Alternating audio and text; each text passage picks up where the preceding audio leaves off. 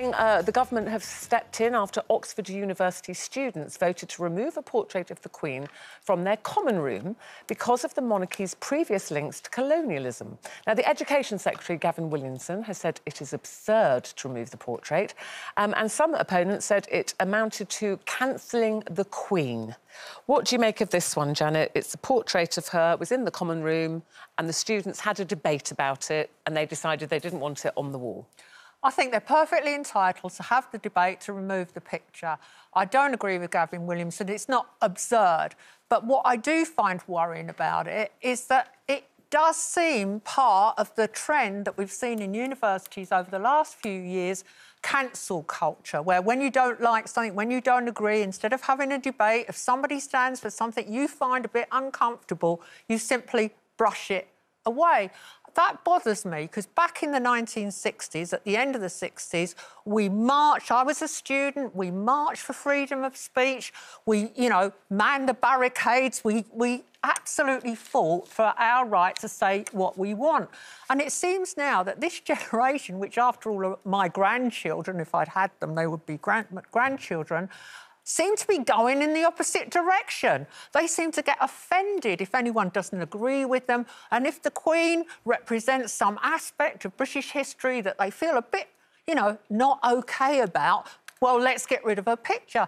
I think they're entitled to their view, but I will say one thing, it's highly insensitive. The timing couldn't be worse. She's 95 years old, and as for finding her so offensive, a lot of people will be watching this programme thinking she represents a lot of values that we really cherish. Dedication to duty.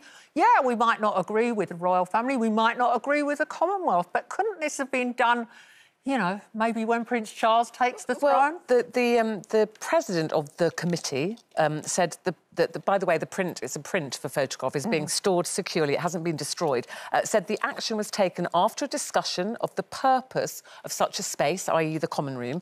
It was decided that the room should be a welcoming, neutral place for all members, regardless of background, demographic or views. And they had a vote. They did have a debate, Kelly. And this is what I was going to say. They did have a debate, and that's what I found really interesting, that the landscape, hopefully, at Oxford is now changing, maybe. I mean, I can't say that 10 years ago that this would have been the same decision had those students have taken a vote. I mean, they may beg to differ, but for me, it feels like it's a bit more positive, that people are actually looking and becoming a bit more culturally sensitive to things, rather than, what you said about this cancel culture. They did debate it. And for me, it's really encouraging to see that the majority vote was that they felt like what she stood for was colonialism. Now, listen, I'm not in any way against the Queen. I have a great deal of respect and admiration. I couldn't stand a day in her shoes, I'm sure. She has, sacrificed a hell of a lot for a sense of duty and a commitment to her country that I cannot fault her for. But what I am encouraged by is seeing this change of landscape and cultural sensitivity. Well, actually, it is a change of landscape because it was the same committee of students, not the same students, they probably left, but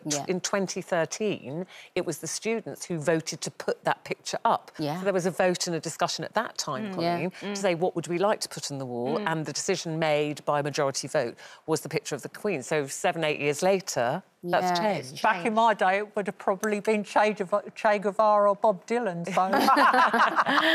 But I think what worries me is I love the Queen, I love the royals, and I love what they stand for now, and I think they do good things for this country now. That history, we can't change that, but we can learn and move forward and never have things like that happen again. However, it worries me that my children they're not bothered about the royal family. They love all the history, they love, Henry VIII and, America's got all of that, but they're just not interested in our royal family. And I'm at home going, will please be part watch of history, won't it? Yeah. This monarchy will be part of history. Yeah, the stories will be told, they just don't see they don't see the point of them because they've watched history where they did rule a country. They made the rules and laws, and they were like, they're just kind of, what's the word I'm looking for? They're like for tourists. They're like a tourist. They are, but they also, the royal family. And I think it's really sad. I sit at home and go, but they're fabulous. It is sad, but, we can't cancel the royal family entirely when they represent